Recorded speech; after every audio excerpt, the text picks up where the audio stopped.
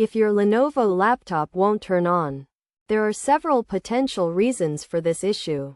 Physical damage to the laptop could be the cause, such as dropping it, which may have loosened the battery. Check to ensure the battery is securely in place. Additionally, inspect the power button for any dirt or debris that may be causing it to get stuck. And carefully remove any dirt using a brush. The charging port should also be inspected for signs of wear and tear. A defective power adapter could be the problem, indicated by excessive heat or failure to charge the laptop. Try using a different adapter to test this. And if the laptop turns on, the initial adapter is likely defective and should be replaced.